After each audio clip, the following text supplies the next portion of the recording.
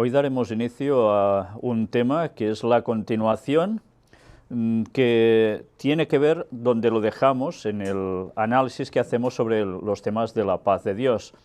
Sabéis que en la parte número 64 estábamos tratando Colosenses capítulo 1, y allí se hablaba de Él es la imagen del Dios invisible, el primogénito de toda la creación.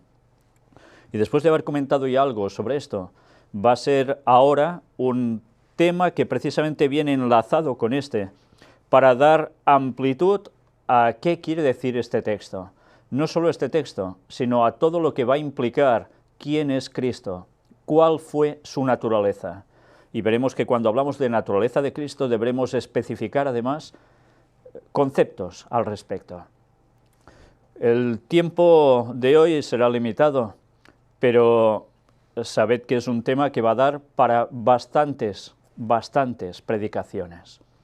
Y es porque lo tocaremos en distintas fases, en distintos modos. Habrá mucha Biblia y habrá muchísimos escritos también del espíritu de profecía de Ellen White, para intentar demostrar de un modo rotundo cómo realmente Dios, Cristo, es lo mismo. Pero bien, vamos a dar inicio con una oración. Padre nuestro que estás en los cielos, nos dirigimos a ti, Señor, para que nos ayudes a estar centrados en este tema, que nos ayudes a captar algo que verdaderamente nos trasciende, nos sobrepasa, nos sobredimensiona totalmente, que como humanos es imposible que lleguemos a comprender en su plenitud, pero que todo lo que tú nos has revelado, eso sí lo sepamos, y que nos ayude a afianzarnos en tu sana doctrina, en el verdadero conocimiento para tu pueblo, de siempre y especialmente para estos últimos tiempos. Ayúdanos a no caer en confusiones satánicas que están arrastrando por uno y otro lado a todo tu pueblo.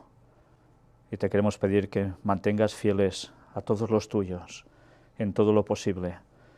Sabemos que para eso hemos de hacer también nuestra parte, todo nuestro esfuerzo, porque de lo contrario seremos engañados. Nunca es suficiente nuestro conocimiento, por eso nos ponemos en tus manos, para que el Espíritu Santo nos guíe a toda la verdad. Perdona nuestros pecados, en el nombre de Jesús te lo pedimos todo. Amén. Bien, pues como os decía, habrá mucho texto bíblico, habrá mucho escrito de Ellen White, pero también habrá comentarios adicionales que nos van a terminar de clarificar algunas cuestiones. Vamos ya, sin más, a empezar la primera parte de estos temas, que será la naturaleza de Cristo. Y en esa primera parte, bueno, ya veis que en la portada aparece algo que ya creo que todos sabéis de sobra qué es, una constelación que es, ¿cómo? Orión. Y ya sabéis que Orión, lo estuvimos viendo, tiene que ver con el mismo Cristo. Bueno, dicho esto, a mi espalda aparece otra cuestión, otra imagen, y es la propia nebulosa de Orión. Un lugar donde pronto, en 13 años y pico, pasará a ser nuestro hogar durante 1000 años. Algo que está por allí llamado cielo, el lugar del trono de Dios y de los ángeles. Y después regresaremos aquí. Todo eso ya lo hemos explicado en estudios bíblicos. Pero, ¿por qué he puesto estas imágenes?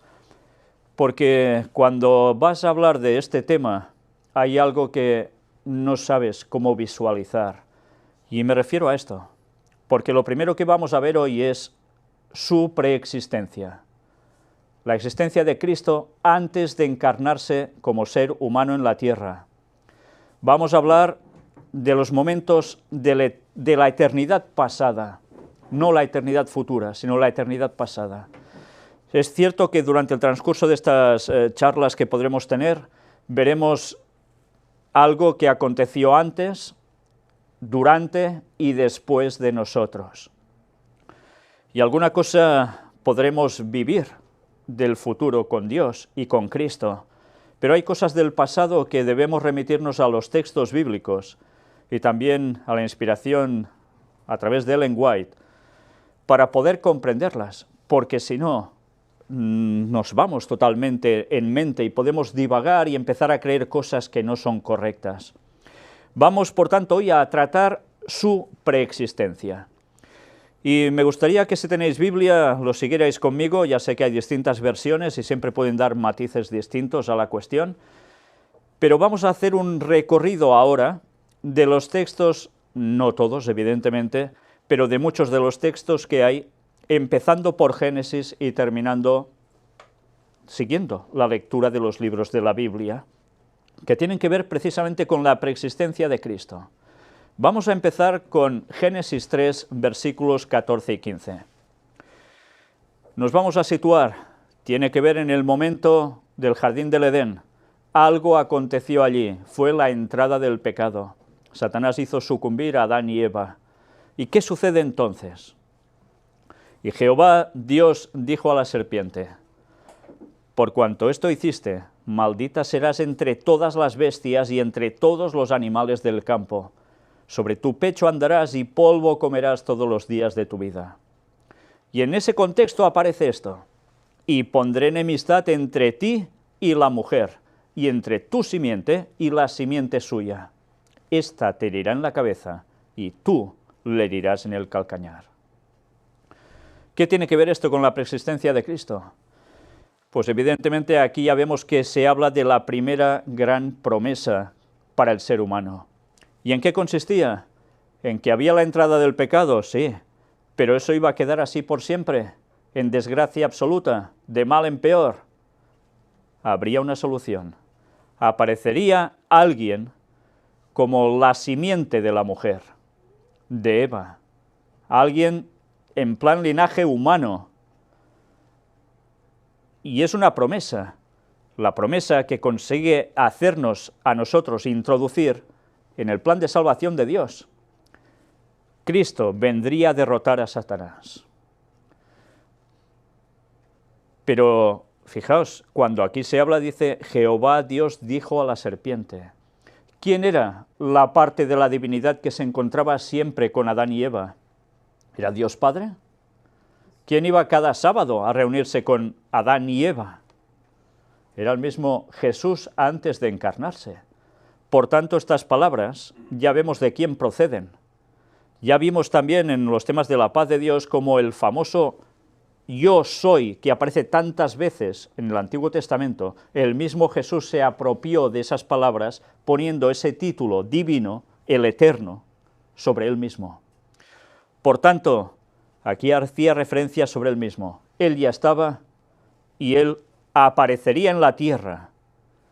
Este ya es un claro mensaje de salvación para todo el mundo. Pero sigamos avanzando, porque aquí vamos a encontrar un texto que nos va a dejar un poco perplejos. El Salmo 40. Seguramente en vuestras Biblias aparece esto que veis aquí. Versículos del 6 al 8. Principalmente nos centramos en el 6. Sacrificio y ofrenda no te agrada. Has abierto mis oídos. Holocausto y expiación no has demandado. Pero sigue añadiendo. Entonces dije, he aquí vengo, en el rollo del libro está escrito de mí. El hacer tu voluntad, Dios mío, me ha agradado y tu ley está en medio de mi corazón. Claro, esto es un salmo escrito por un hombre, pero ¿hace referencia a qué? ¿A un hombre cualquiera? ¿Quién se apropió de estas palabras y se las aplicó a él mismo? Pues el mismísimo Jesús. Cuando se levanta en la sinagoga, lee y dice esto y otras cosas. Bueno, pues centrémonos ahora en el versículo 6, porque diréis, bueno, esto está muy bien, podía hacer referencia en que él aparecería, pero ¿cómo aparecería? ¿Vendría como un humano cualquiera? ¿O sería algo distinto? ¿Sería un ser espiritual solo? ¿Tendría materia? ¿Tendría inclinación al pecado o no? Lo iremos viendo. Vamos a centrarnos precisamente en el versículo 6 que nos dice, sacrificio y ofrenda no te agrada. Cuando tantas personas curiosamente dicen, que Dios tan sanguinario que solo quiere sacrificios y muertes. No, esto no le agrada a Dios. Él estableció un sistema ceremonial sobre la muerte de ciertos animales porque iban a simbolizar lo que él tendría que pasar por el ser humano, animales inocentes muriendo, y que iban a simbolizar al mismo Cristo siendo inocente, pagando por la culpa de los pecadores. Pero fijaos en ese contexto que añade: has abierto mis oídos. Holocausto y expiación no has demandado, has abierto mis oídos. Claro, dices, has abierto mis oídos, ¿qué quiere decir? Evidentemente, enseguida entendemos que abrir los oídos, ¿qué te va a representar? Pues que podrás escuchar bien. ¿Y qué vas a escuchar bien? Ya vemos que está en un contexto de estar en contacto con Dios. Por tanto, estarás abriendo tus oídos a la palabra de Dios. ¿Pero es solo esto? Atención, porque a veces cuando leemos la Biblia hay cosas que evidentemente desconocemos porque no somos eruditos. Pero fijaos si indagamos un poco por nosotros mismos con la ayuda de Dios. Vamos a esto. Esto es la Septuaginta, la versión de los 70, conocida así, versión griega de la Biblia. Y vamos al Salmo, capítulo 39. Ya sabéis que en esta Biblia, si aquí aparece el 39, en la nuestra es el Salmo 40, hay un desfase de un capítulo así. Pero fijaos que dice sobre el versículo 6, sacrificio y oblación no has querido, cuerpo, empero, aderezándome, holocausto ni por pecado has pedido. ¿Qué es eso de aderezádome? Un cuerpo. ¿Qué tiene que ver esto con abrir mis oídos? Aparentemente nada, ¿verdad? ¿Y por qué aquí se traduce así? Y en nuestras Biblias aparece de otro modo. Bueno, fijaos cómo en hebreo es donde dice orejas, o también podría ser traducido como oídos. ¿Por qué hay esta diferencia? Fijaos que aquí nos habla de aderezar un cuerpo. Vamos al comentario bíblico adventista, donde nos dice en el tomo 3 una explicación sobre el Salmo 40. Y nos hace referencia a algo que escribió Pablo en el libro a los Hebreos, o la carta a los Hebreos, capítulo 10, versículos del 5 al 7, que hace referencia a Pablo mientras escribe al mismo Salmo 40, versículo 6. En este caso, en la Septuaginta, Salmo 39, 6. En Hebreos 10, del 5 al 7, se cita Salmo 40, del 6 al 8, pero se cita de la Septuaginta, o de la versión de los 70, y no del hebreo. ¿Por qué Pablo hace eso? En vez de la frase, has abierto mis oídos, en Hebreos 10, 5 se lee, mas me preparaste cuerpo. Qué cambio, ¿no? Esta es la forma que se lee en los manuscritos vaticano, sinaítico y alejandrino de la Septuaginta. Y cuidado porque nos hace como referencia ver un escrito de Ellen White en la página 14 del libro El deseado de todas las gentes. Ya lo veremos también. Por otra parte, las versiones de Aquila, Símaco y Teodosión dicen oídos como está en el hebreo. Fijaos que en este caso la traducción puede ser una cosa o puede ser otra. ¿Quién estaba en lo correcto? Pablo, fijaos, que no coge la cuestión en hebreo tal cual, sino que se busca la Septuaginta para citar esto. Y cita, me preparaste cuerpo. Claro, si cogemos me preparaste cuerpo, ¿qué quiere decir esto? ¿Aplicado a quién? ¿A un discípulo? ¿A Pablo? Al mismo Jesús. Por tanto, en los Salmos está apareciendo ya un escrito profético antes de que aconteciera durante siglos y siglos, en los tiempos del rey David, imaginaos, y ya está escribiendo, inspirado por Dios, algo que sucedería en un futuro, que tenía que ver con la venida de Cristo, el Mesías. Y dice, me preparaste cuerpo.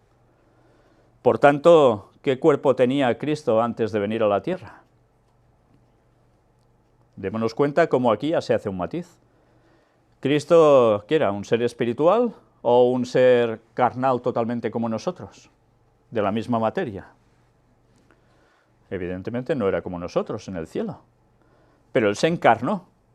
Y al encarnarse es cuando aparecen estas palabras ya años atrás diciendo que eso acontecería, y me preparaste cuerpo. ¿Y Jesús a quién lo dice esto? A Dios Padre. Dios Padre le prepara cuerpo a Cristo para que se haga aquí en la tierra, que pueda vivir entre los hombres. Aún veremos más después sobre este texto, pero esto es algo que debemos conocer, porque ya nos está diciendo que hay un cambio, una metamorfosis entre Jesús en el cielo y Jesús cuando va a encarnarse en la tierra. Se le ha preparado un cuerpo. ¿Recordáis que estuvimos hablando de cómo el gnosticismo, en los tiempos de Pablo, decía que, cuidado, porque Jesús no apareció en cuerpo físico, como nosotros, sino que era un ser espiritual, y que no murió en la cruz, y tantas cosas más? Esto lo echa por tierra totalmente. Pero aún hay más, sigamos. Isaías 9:6, atención a este texto. Porque un niño nos es nacido, hijo nos es dado, y el principado sobre su hombro, y se llamará su nombre admirable, consejero, Dios fuerte, Padre eterno, príncipe de paz. ¿De quién está hablando aquí? Está hablando el profeta Isaías bastantes años antes de que apareciese el Mesías. ¿Y qué está diciendo? Sobre ese niño que es la promesa, que aparecería un niño que sería el Mesías. ¿Qué títulos le da? Atención a esto, porque con solo este texto, los testigos de Jehová se quedan sin argumentos. Ya sabéis que ellos creen que Jesús es un Dios menor, un Dios que surge de Dios Padre, de algún modo se genera, y otros creen también en lo mismo. Que por tanto Jesús no es Dios en mayúscula, ¿entendéis? Porque un niño nos es nacido, y aún no había nacido Jesús, faltaban años. Hijo nos es dado, y el principado sobre su hombro. ¿Qué es el principado? Ya sabemos lo que hace un príncipe, ¿no? Y se llamará su nombre admirable, consejero, Dios fuerte. Pero mirad ahora el que viene, Padre eterno, príncipe de paz, que nos enlaza ya con todos los temas de la paz de Dios. Padre eterno es Jesús. Pero si siempre decimos que el Padre es el Padre y el Hijo es el Hijo, y ya está, ¿os dais cuenta cómo comparte exactamente lo mismo con el Padre? Es llamado Padre eterno, no es llamado Hijo eterno, Padre eterno.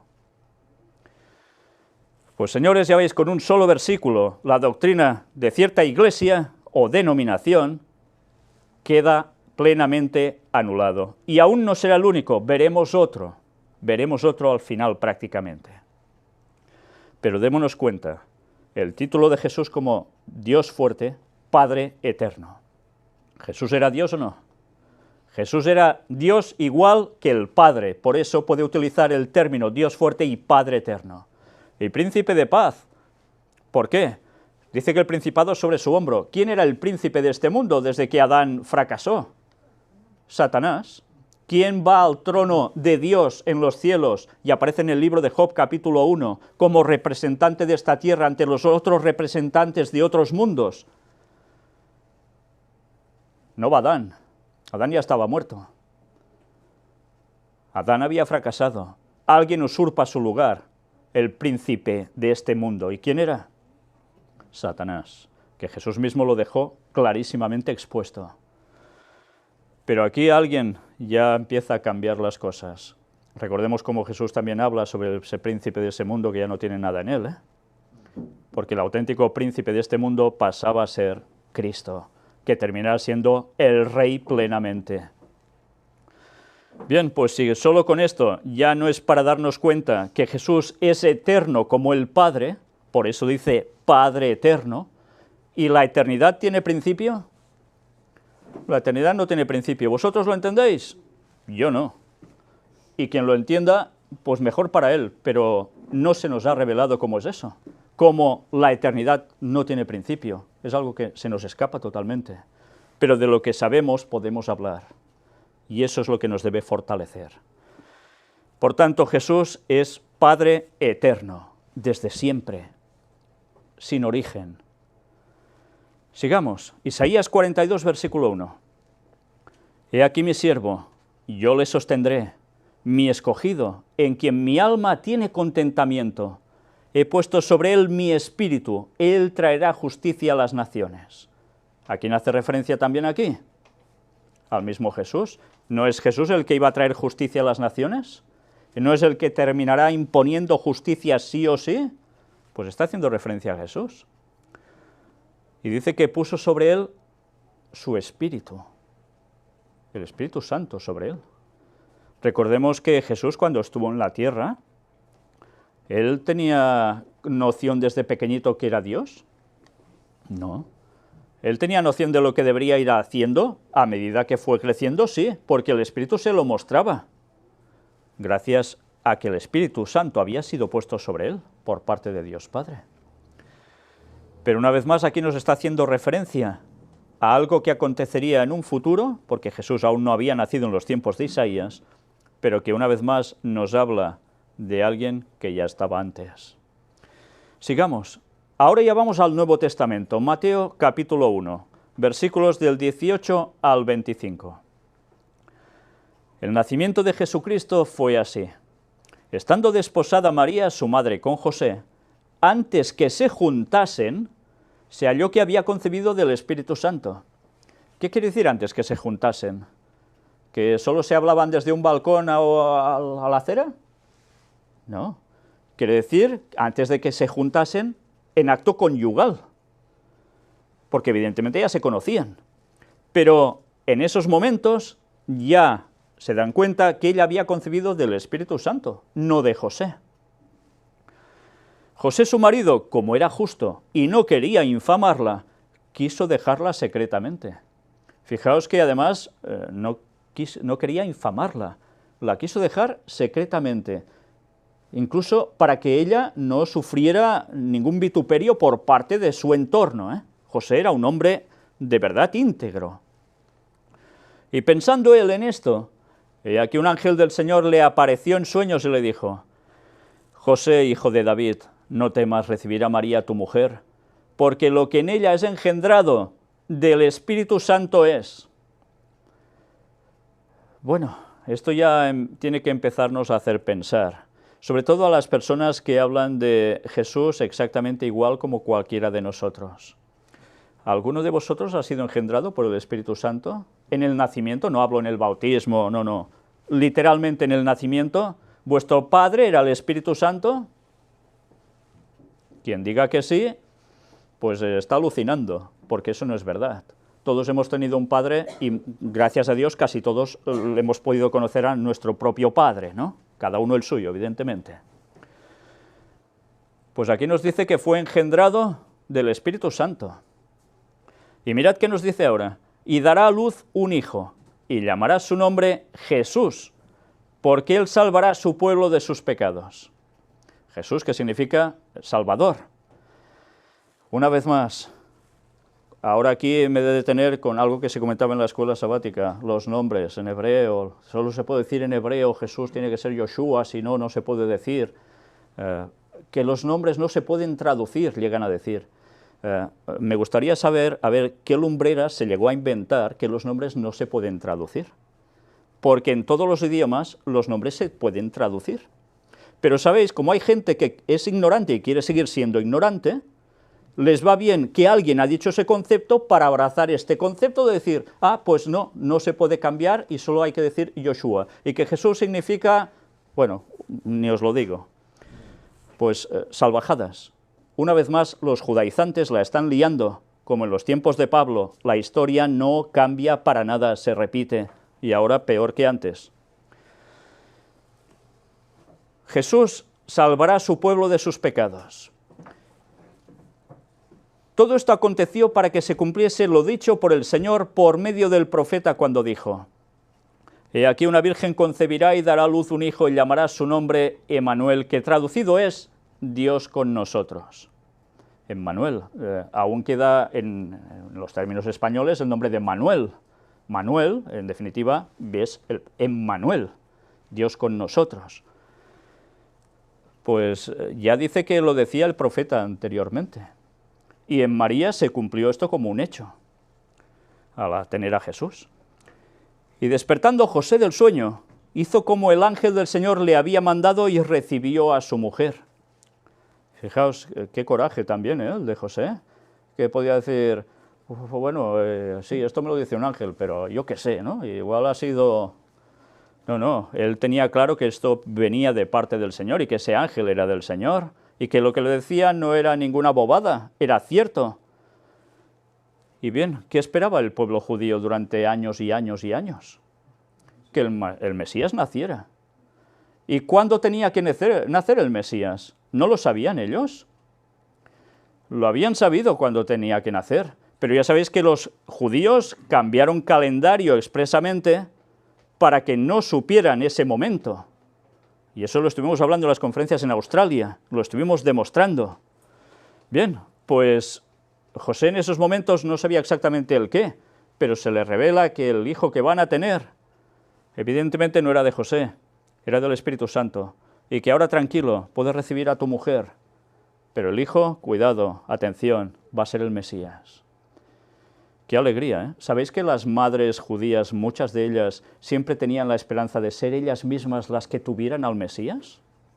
Se pasaban así durante generaciones, pensando que igual yo seré la madre del Mesías. Pero había unas condiciones, y en la Biblia aparecía que el linaje debería ser el que trajera precisamente la simiente de la mujer hasta llegar a ser una mujer la que tuviese a Jesús. Y debía nacer en algún cierto lugar en concreto, las profecías también lo decían, y Jesús lo cumplió absolutamente todo, todo.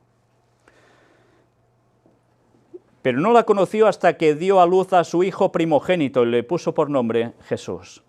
Fijaos, no la conoció. Evidentemente habla de términos conyugales sexuales.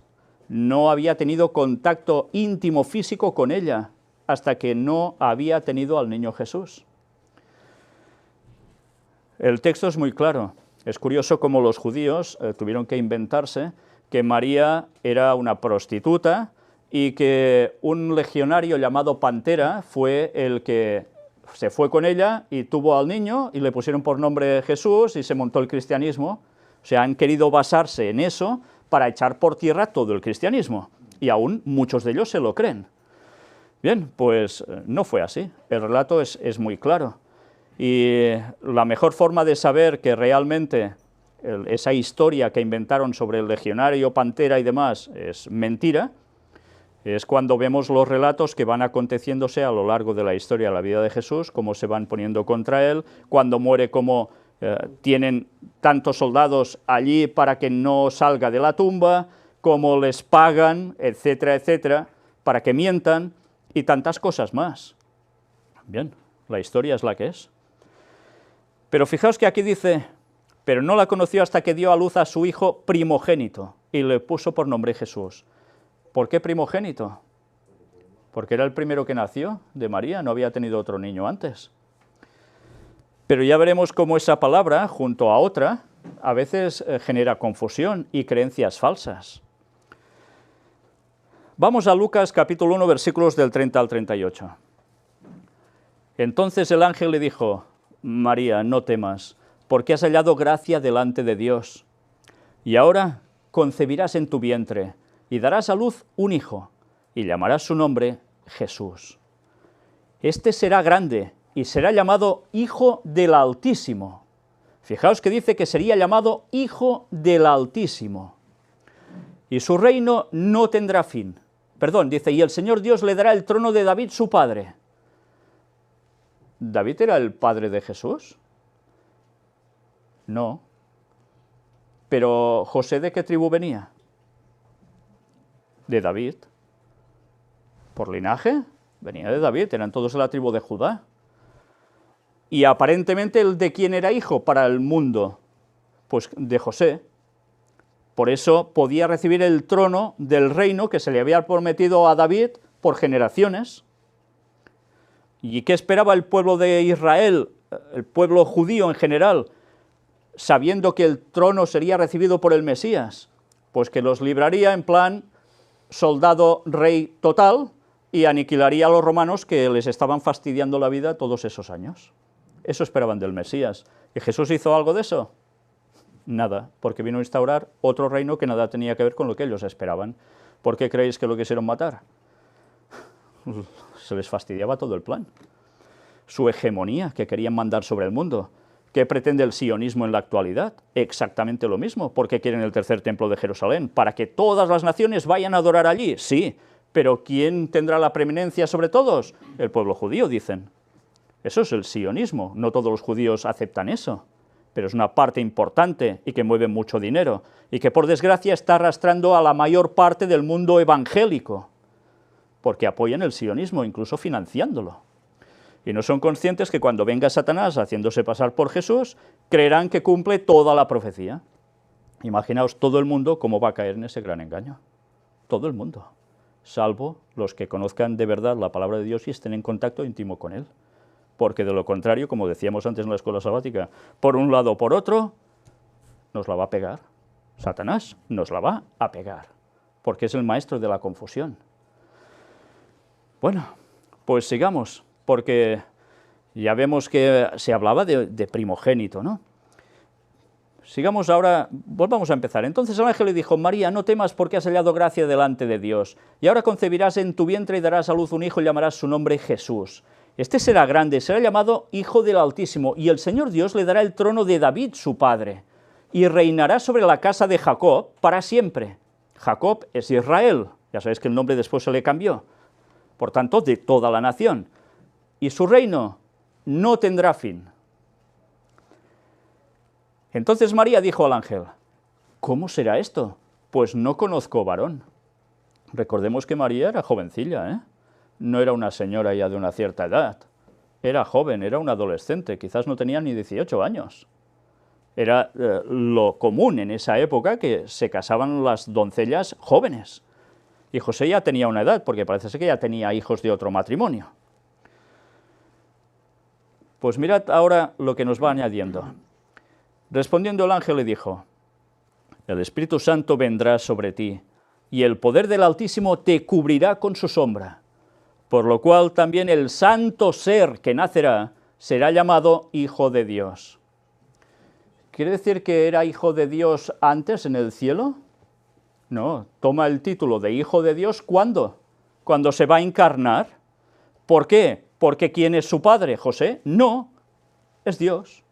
El Espíritu Santo cubre, y no sabemos cómo. Ahora quizás lo entendemos un poco mejor con todas las formas de hacer que una mujer puede quedar embarazada sin estar en contacto con un varón, ¿verdad? Con todos los métodos científicos que hay hoy en día. Algo le puso allí, llamarle esperma, no sé, y entonces se junta la parte del Espíritu Santo que ha puesto allí, parte divina, con quien le da el cuerpo, el físico, María, la parte humana.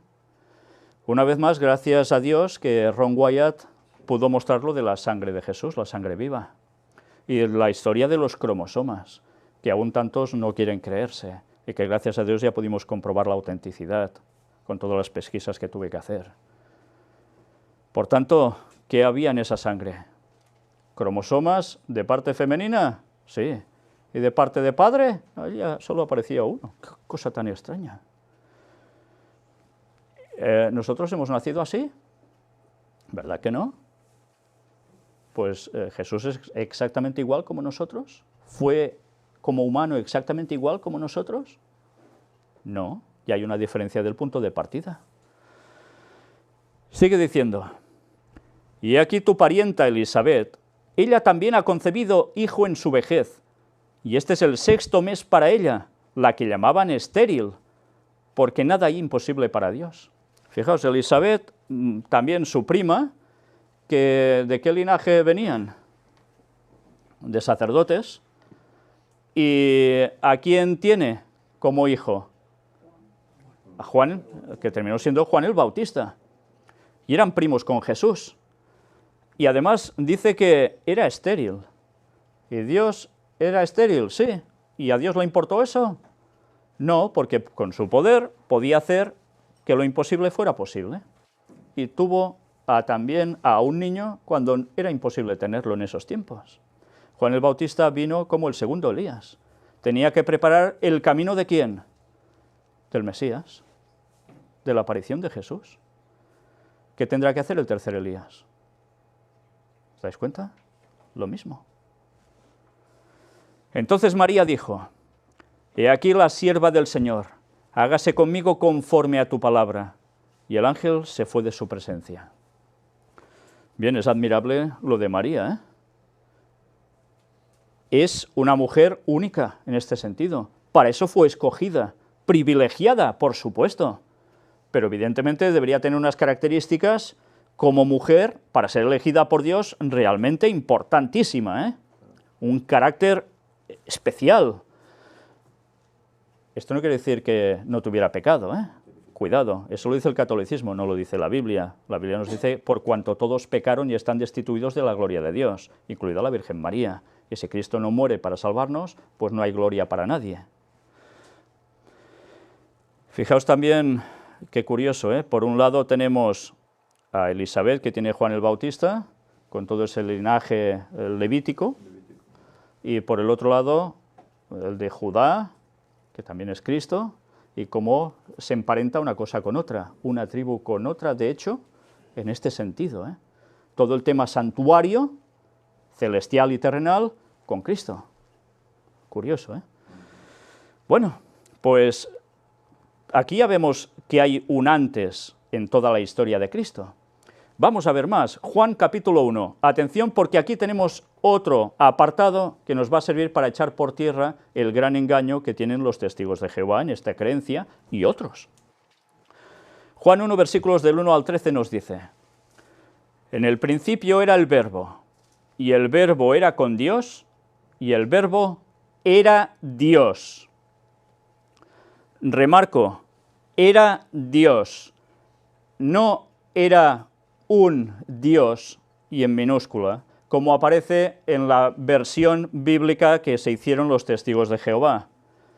Es una traducción, y luego lo veremos, totalmente manipulada y errada expresamente por su fundador, que decía que conocía hebreo y griego y tal, y ante juicio se demostró que no tenía ni idea, pero tradujo eso expresamente para generar una creencia que le iba bien para encajar con lo que él decía. Ya sabéis que el señor Russell era un masón, jamás dejó de serlo, y ¿qué hacía? Coger conceptos ya del mundo masónico, cabalístico, y aplicarlo a una nueva religión cristiana, entre comillas. Cristiana digo entre comillas porque no creen en Dios como Cristo, o Cristo como Dios, por tanto ya no son cristianos. Pero bien, hay gente sincera en todas partes, y espero que vean la verdad y la sigan, porque Dios tiene pueblo aún en todas partes, ¿eh? No pensemos que porque nosotros sabemos que esto no es así, ya somos salvos y los otros no. Cuidado, ¿eh? Todos debemos procurar por nuestra salvación. Su título es versión del Nuevo Mundo, ¿eh? Sí, es versión del Nuevo Mundo, sí. Nuevo orden mundial. Nuevo Mundo, Nuevo Orden Mundial, del cual han hablado últimamente bastante en los folletos que han repartido por todo el mundo, favoreciendo el Nuevo Orden Mundial, además, por si fuera poco, sí. En el principio era el Verbo. Juan, cuando empieza su evangelio, está describiendo el principio ¿de qué? De los tiempos. ¿Qué tiempos? Pues di en el principio para decir algo. En el principio, en la eternidad pasada, califícalo de algún modo, era el Verbo. Y el Verbo era con Dios. Y el Verbo era Dios, también era Dios. No un diosecillo, era Dios. Este era en el principio con Dios, en el principio. No sabe cómo expresar esto el Juan, lo está diciendo como puede, para entender que es algo del pasado, de lo más lejano. Todas las cosas por él fueron hechas, y sin él nada de lo que ha sido hecho fue hecho. Está hablando del Creador. El Verbo es el Creador. ¿Cómo crea en los 6 días? A través de la palabra del Verbo. No utiliza manos para hacer cosas, solo cuando forma al hombre, ¿eh? Es interesante esto, ¿eh? En él estaba la vida, y la vida era la luz de los hombres. En él estaba la vida. El Verbo, en él estaba la vida. ¿La vida le concede a alguien? ¿A él? ¿Alguien le da la vida a él? No, en él estaba la vida. y la vida era la luz de los hombres. ¿A quién está haciendo referencia aquí? A Jesús. Y nos sigue diciendo, la luz en las tinieblas resplandece, y las tinieblas no prevalecieron contra ella. ¿Pudieron prevalecer contra Jesús las tinieblas? No. Hubo un hombre enviado de Dios, el cual se llamaba Juan. Fijaos que aquí volvemos con el tema de Juan Bautista. Este vino por testimonio, para que diese el testimonio de la luz, a fin de que todos creyesen por él. Por tanto, Juan el Bautista fue puesto por Dios expresamente como segundo Elías, ¿para qué? Para que la gente creyera a través de él en que el que iba a venir era el Mesías. Fijaos que nos añade aquí, no era él la luz, sino para que diese testimonio de la luz. O sea, Juan Bautista no era la luz, no era el Mesías, él debía dar el testimonio del que vendría. ¿Y qué haría? Pues prepararle el terreno. Aquella luz verdadera que alumbra a todo hombre venía a este mundo. En el mundo estaba, y el mundo por él fue hecho, pero el mundo no le conoció. Mirad qué textos tan interesantes. Aquella luz verdadera que alumbra a todo hombre venía a este mundo. Por tanto, Dios como luz, la característica de luz, no solo en el sentido de contra las tinieblas y tal, sino como luz verdaderamente, gloria. ¿Y qué hizo? Alumbra a todo hombre, venía a este mundo. Está diciendo que estaba allí y vendría a este mundo. Estaba en el cielo, vendría aquí, a alumbrar. ¿Y qué más nos dice? En el mundo estaba, porque nació aquí, estuvo entre los hombres Jesús, y el mundo por él fue hecho. ¿Cómo puede ser? ¿Jesús hizo el mundo antes de nacer? ¿Recordáis alguna escena en la cual los fariseos, y lo estuvimos comentando en los temas de la paz de Dios, se las tuvieron con Jesús porque él les decía antes que Abraham fuese yo soy? Y utilizó yo soy, como en el Antiguo Testamento haciendo referencia al Eterno, a Dios, el Creador. Por eso querían matarlo. Se hacía igual a Dios y encima Creador.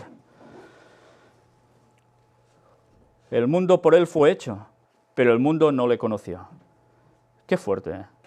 Jesús, que es el que lo ha creado todo, viene aquí, ha hecho al ser humano y los seres humanos y su propio pueblo, entre comillas, no lo conoció. ¿Por qué no lo conoció? ¿No lo vieron?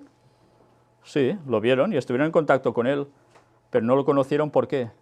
¿Qué es conocer en la Biblia? Lo hemos visto, esa relación tan íntima entre hombre y mujer, no la habían tenido con él. Por tanto, lo desecharon. No era el Mesías que ellos querían otro tipo de Mesías. Y desecharon a su propio Creador, al Creador de todo. A lo suyo vino y los suyos no le recibieron. Fijaos que dice, no dice a los suyos vino, sino dice a lo suyo vino.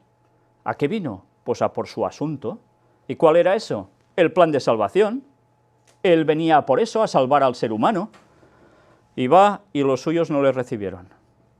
No habla ya de gente de otros pueblos lejanos, porque Jesús se movió por donde se movió. Habla de los suyos, el pueblo hebreo, el pueblo judío, y no lo recibieron.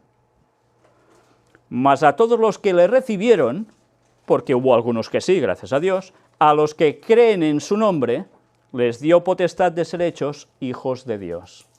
Fijaos, él hemos visto cómo es llamado Hijo de Dios, Hijo del Altísimo, cuando se encarna.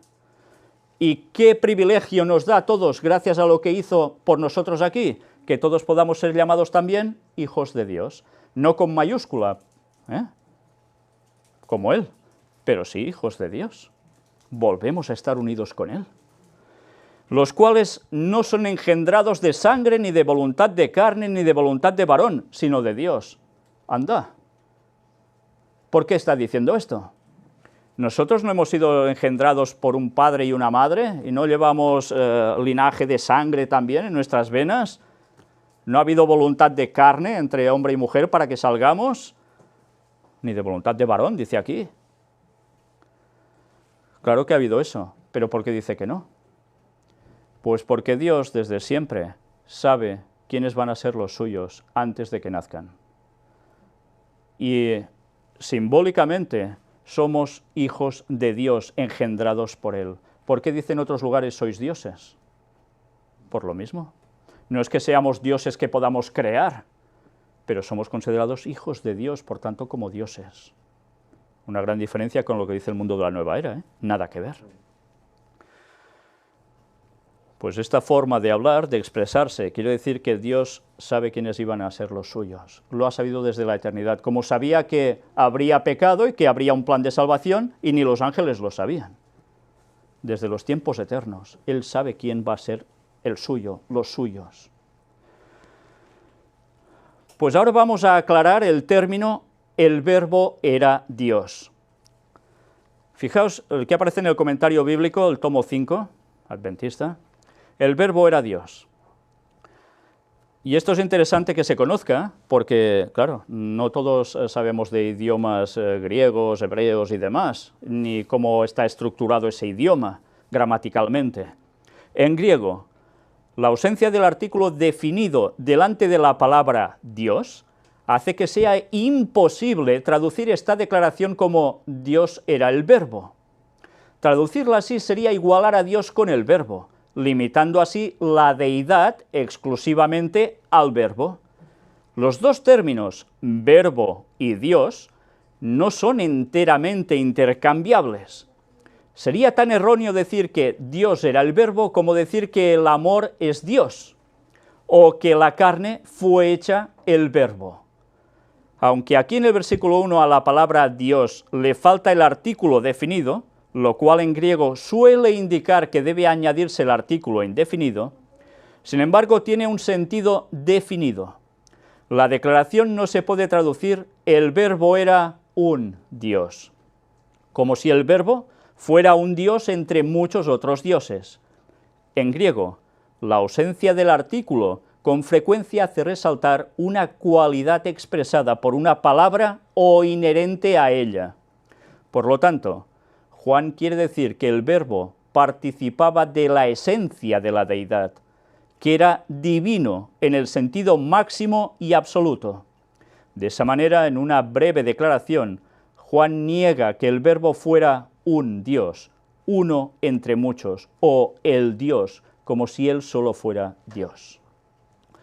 En el prólogo, versículos del 1 al 18, Juan declara el propósito que lo guiaba al escribir el Evangelio, a saber, presentar al hombre Jesús como a Dios encarnado, como aparece en Juan 1:1, narrando un acontecimiento y después otro, y registrando discurso tras discurso. Juan va fielmente en pos de ese fin. En su conclusión observa que su propósito al escribir era guiar a otros para que creyeran que Jesús es el Cristo, el Hijo de Dios, y para que creyendo pudieran tener vida en su nombre, tal como aparece en Juan 20 del 30 y 31. En la introducción de su primera epístola, otra vez Juan se refiere a su experiencia personal con el verbo, en 1 de Juan 1 del 1 al 3. Así también las palabras iniciales del Apocalipsis declaran que este es la revelación de Jesucristo. Apocalipsis 1:1. Luego nos habla aquí de unas notas adicionales y demás, y unos textos, que todo lo veremos en su momento. Cristo es eternamente Dios en el sentido supremo y absoluto del término. En cuanto a la ficción de que Jesús fue meramente un gran hombre y un buen hombre, se nos habla, a ver, una comparativa con Mateo 16:16. Sabéis que hay personas que dicen esto, ¿no? Que Jesús, Dios, no, fue un buen hombre, fue un hippie, fue un portador de bienes, fue un comunista, fue un no sé qué, un filósofo. No, pero Jesús mismo, él decía que él era el yo soy, que era Dios. Por tanto, no se puede ir con filosofadas. O vamos a la verdad o nos perdemos. Las evidencias de la deidad de Cristo son muchas e irrefutables. Se las puede resumir brevemente. 1. La vida que vivió, Hebreos 4:15 y 1 de Pedro 2:22. Lo digo por si alguien quiere molestarse, entre comillas, a buscar los textos. 2. Las palabras que habló, Juan 7:46, 14:10, Mateo 7:29. 3. Los milagros que realizó, Juan 5:20 y 14:11. 4. Las profecías que se cumplieron en él. Y de esas hay unas cuantas. Aquí nos cita Lucas 24, 26 y 27, también el versículo 44, Juan 5, 39. Luego nos hace referencia también a los escritos de Ellen White, Deseado de todas las gentes, página 740 y la 372-373. Es más, si seguís buscando datos de personas que entiendan sobre ese idioma, veréis que jamás se puede traducir como era un Dios. Jamás. Por tanto, no podemos manipular un texto bíblico para hacerle decir lo que no puede ser, cuando además toda la Biblia nos demuestra absolutamente lo contrario. En fin, espero que esto sirva para que los testigos de Jehová, los sinceros al menos que buscan, se den cuenta que lo que están creyendo es ir contra el mismo Cristo como Dios, y eso es gravísimo, porque se están jugando la salvación, porque Cristo es el único que nos puede dar la salvación, porque es precisamente el Dios que dio la ley, que vino a demostrarnos que se puede cumplir. Juan 1, versículo 14, la continuación. Y aquel verbo fue hecho carne. Jesús, cuando vino, fue hecho carne, y habitó entre nosotros, y vimos su gloria, gloria como del unigénito del Padre, lleno de gracia y de verdad. Por tanto, Jesús no vino como un ser espiritual, como un fantasmilla, para que me entendáis, etéreo. No, vino en carne. Pero dice que habitó entre nosotros, vimos su gloria, lleno de gracia y de verdad, pero dice gloria como del unigénito del Padre. Ahí ya estamos. Unigénito quiere decir que Dios Padre lo ha generado. Eso es lo que creen también testigos de Jehová y otros. Sabéis que todo esto es un tema que se podría ampliar mucho, porque precisamente después de los discípulos ya empezaron a infiltrarse de un modo rotundo una serie de conceptos gnósticos y demás, que entraron entre el cristianismo, y salieron anastasianos, salieron arrianos, salieron muchos otros, muchos, que tenían conceptos errados sobre la personalidad de Cristo. Fue un debate continuo entre los primeros siglos del cristianismo. Gracias a Dios que la palabra sigue siendo la palabra, y a través de eso podemos saber la verdad, porque de lo contrario nos podemos perder entre todos esos movimientos que hubo y que aún tantos llegan a creer en la actualidad. Aclaración sobre el término unigénito. Este libro, Creencias de los Adventistas del Séptimo Día, fijaos que no dice 28 creencias, sino 27, aún no se había añadido la 28, pero en esa nota, hablando sobre unigénito, nos dice esto: el hecho de que la Sagrada Escritura alude a Jesús llamándolo el unigénito y el primogénito, y el que se haga en ella referencia al día en que fue engendrado, no niega su naturaleza divina ni su existencia eterna. El término unigénito, que hemos visto en Juan 1,14 y que también aparece en el versículo 18 y Juan 3,16 y 1 de Juan 4,9, se deriva de la palabra griega monogenes. El uso bíblico de monogenes revela que su significado abarca la idea de único o especial. Atención, único o especial, refiriéndose de este modo a una relación especial y no a un acontecimiento cronológico. A Isaac, por ejemplo, se lo llama el hijo único de Abraham, aunque no era el único hijo del patriarca, ni siquiera su primogénito. Génesis 16, 16. ¿Quién fue el anterior a él? Ismael. También nos cita el 21 del 1 al 21 y 25 del 1 al 6. Isaac era un hijo especialísimo, único en su género, destinado a convertirse en el sucesor de Abraham, el que seguiría la simiente de la mujer. Recordemos esto, del cual vendría Jesús. Cristo Jesús, el Dios preexistente, el divino Verbo, en su encarnación se convirtió en un sentido especialísimo en el Hijo de Dios, razón por la cual se lo designa monogenes, el único en su clase, absolutamente sin par en muchos aspectos de su ser y de su vida. Ningún otro hijo de la raza humana se mostró tan maduro ni gozó de una relación tan inigualable con la deidad, ni llevó a cabo una obra como la que él realizó. de modo que el término monogenes describe una relación existente entre Dios el Padre y Jesucristo el Hijo como personas separadas de la deidad. Separadas, no el mismo, porque, ¿sabéis?, hay personas dentro del mundo gnóstico que también creen que Dios son tres manifestaciones distintas de la misma persona, como si se desprendiese por aquí, por allá y por allá, pero es Él. Pues no, esto bíblicamente no es así, son tres personas distintas. Y de todo esto aún veremos más, ¿eh? Esta es una relación que corresponde a la completa personalidad divino-humana de Cristo en conexión con la economía del plan de salvación. Comité sobre problemas de traducción bíblica, que veis aquí, Problems in Bible Translations. Personalidad divino-humana. ¿Vosotros tenéis personalidad divino-humana? ¿Como Jesús lo tuvo cuando nació? No. Quien diga que sí, está falseando la realidad. Jesús no era exactamente como nosotros, y ya de un inicio, ¿eh? Pero aún se añade más aquí. De igual manera, cuando Cristo es llamado el primogénito, como aparece en Hebreos 1.6, Romanos 8.29, Colosenses 1.15 y 18, Apocalipsis 1.5, el término no se refiere a un momento cronológico, más bien enfatiza un sentido de importancia o prioridad, como aparece en Hebreos 12.23.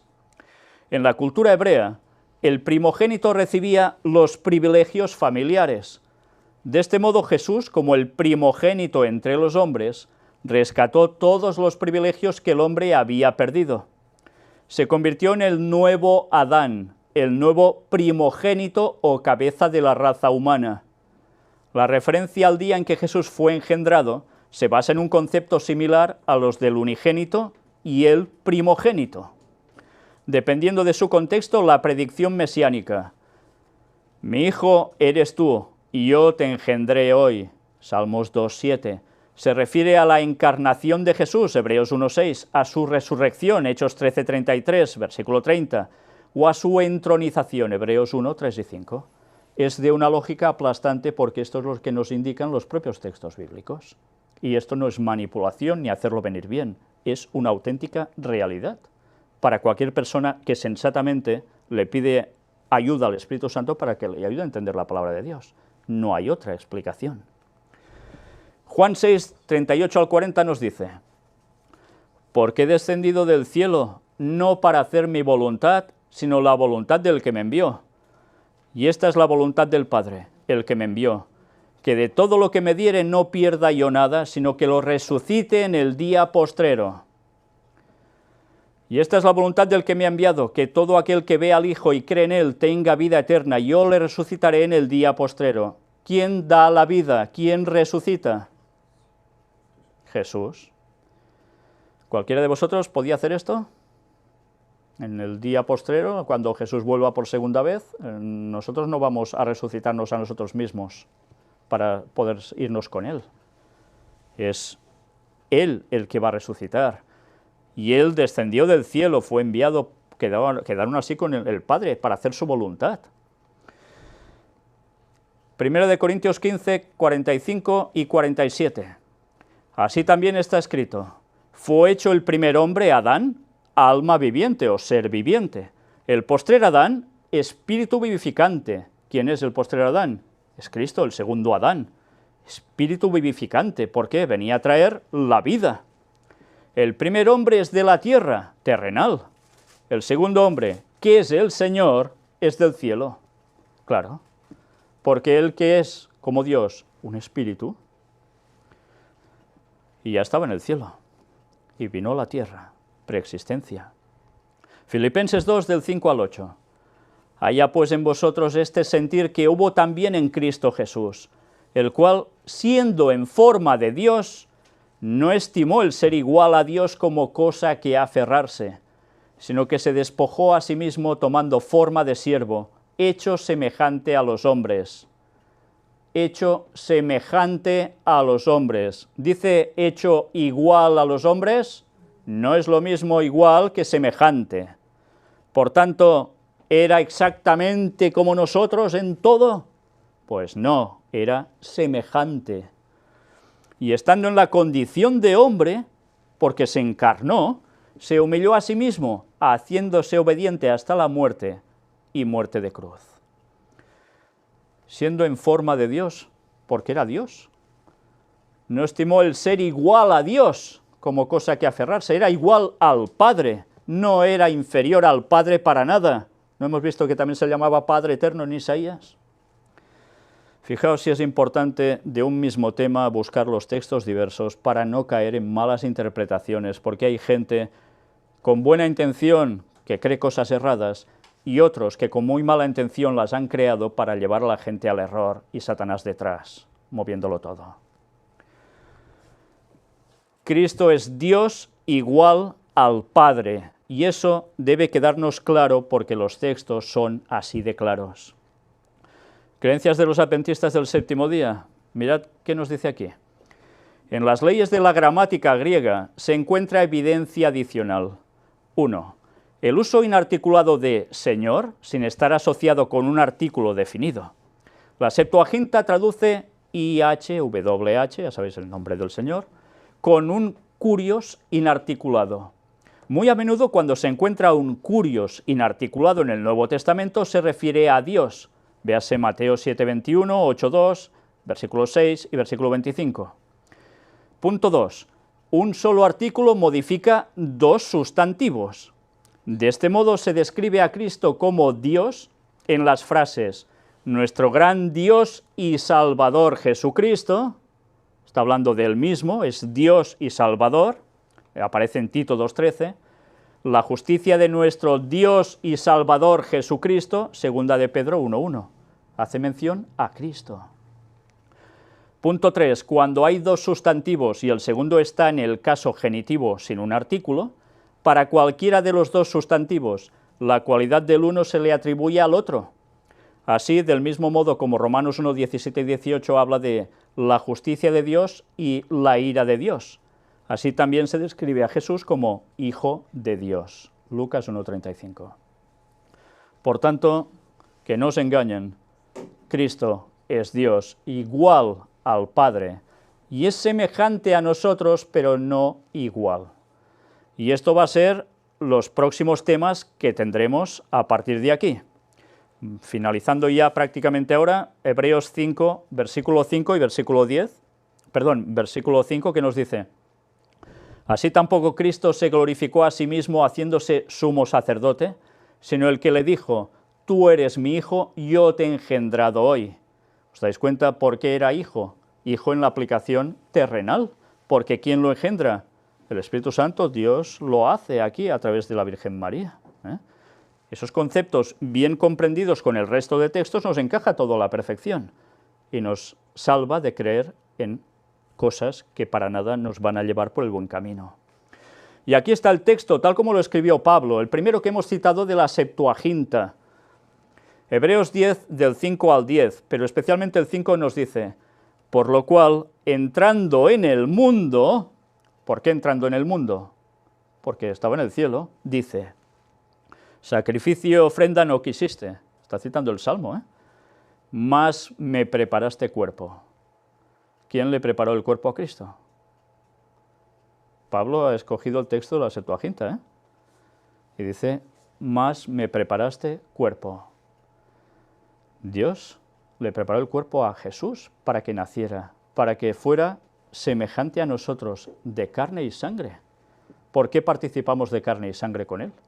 Porque Él se hizo hombre, pero con algunas características distintas, y eso es lo que deberemos comprobar. Holocaustos y expiaciones por el pecado no te agradaron. Entonces dije, he aquí que vengo, oh Dios, para hacer tu voluntad, como en el rollo del libro está escrito de mí. Fijaos que Pablo está utilizando las palabras del Salmo para aplicarlas a Jesús, diciendo primero, sacrificio y ofrenda y holocaustos y expiaciones por el pecado no quisiste, ni te agradaron, las cuales cosas se ofrecen según la ley ceremonial, no los 10 mandamientos. Y diciendo luego, he aquí que vengo, oh Dios, para hacer tu voluntad, quita lo primero para establecer esto último. Jesús también se refiere al Padre como Dios, porque es Dios, evidentemente. Y dice que vino para hacer la voluntad del Padre, Quita lo primero para establecer esto último. Quita todo lo ceremonial, porque ya se ha cumplido en Cristo, y aunque tenga otras futuras aplicaciones, ya se ha consumado, de hecho, esas festividades, ya no hay que guardarlas, no el sábado, que es de los 10 mandamientos, es otra historia, sino todo el proceso ceremonial, circuncisiones, fiestas y tantas cosas más. Quita lo primero para establecer esto último. ¿A qué? El reino de Cristo. En esa voluntad somos santificados mediante la ofrenda del cuerpo de Jesucristo hecha una vez para siempre. Cristo muere, en cuerpo muere, y por tanto todo eso, esas ofrendas antiguas ya no valen la pena, todos esos ceremoniales, y ahora ya nos da, muerto una vez para siempre, la salvación a todos, si la queremos, claro. Bien, pues el tema de la preexistencia de Cristo termina aquí. Se podía haber ampliado más con todos esos textos que han ido apareciendo, pero los podéis detener y buscar en vuestras casas. El próximo tema tendrá que ver ya con la naturaleza de Cristo, ya encarnado. ¿Naturaleza de qué tipo? Física y moral, o física y mental primero. Después veremos la naturaleza moral de Cristo. ¿Tenía tendencia al pecado Cristo o no la tenía? Porque todo esto es esencial saberlo, debido a las falsas doctrinas que están circulando incluso entre el pueblo adventista y por algunos predicadores de élite, entre comillas. Ya va siendo hora que conozcamos la verdad por la propia palabra de Dios y por los propios escritos de Ellen White. Que el Señor nos ayude a ir comprendiendo estos temas, porque son vitales para nuestra salvación y no caer en esos engaños satánicos, en los cuales está haciendo tanto hincapié, volviendo a rescatar Satanás las cosas del pasado para volverlas a poner ahora, para que la gente se extravíe. Nunca Satanás había hecho tanto para destruir al pueblo de Dios con tantas cosas distintas como está haciendo ahora. Antes lo hemos hablado en la escuela sabática. Esa es la auténtica realidad. Satanás sabe que le queda poco tiempo. ¿Y por qué lo sabe? ¿Es adivino? Satanás sabe que hay 6.000 años de historia de entrada del pecado y Jesús vuelve, y sabe cuándo se cumple eso. Por eso aprieta. Y si no sabemos eso, lo llevamos muy mal. Que el Señor nos ayude a prepararnos para esos fieros ataques, que no paran y que no van a parar hasta el final. Que Dios os bendiga. Vamos a concluir con una oración.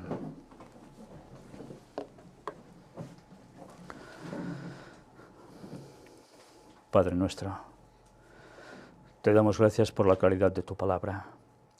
Te damos gracias porque sin ningún tipo de manipulaciones las verdades salen.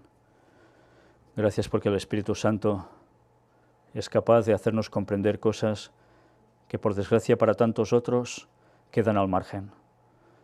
Gracias porque tú inspiraste a un pueblo en la tierra, al pueblo adventista, para rescatar grandes verdades que se habían extraviado. Pero Señor, también sabes que este pueblo también falla, y por eso buscas un remanente del remanente.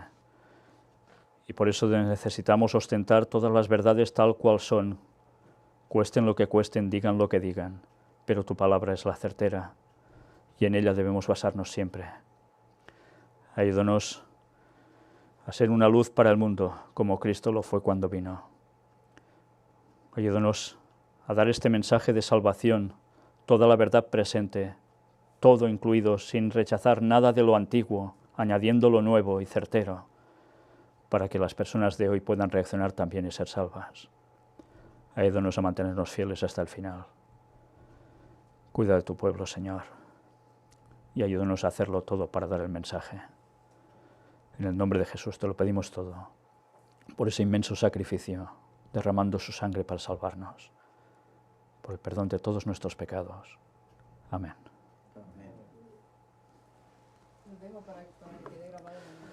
Sí, bien, antes de finalizar, quisiera hacer un anuncio. Bueno, o varios.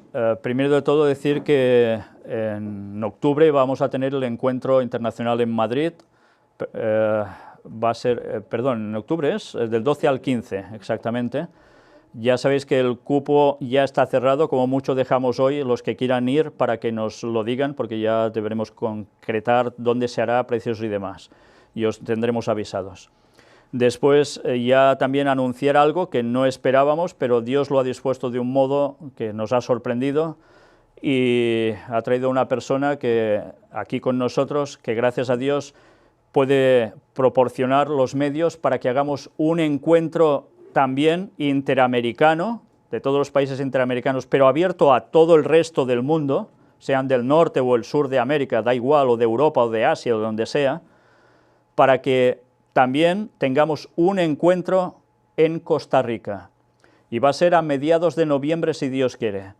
Todos los que queráis asistir, ya sabéis, poneos en contacto conmigo, escribid a la web o al Facebook o a mi propio email, y a la que tengamos ya una cantidad de gente que quiere asistir, ya podremos concretar también todos los datos y decíroslo.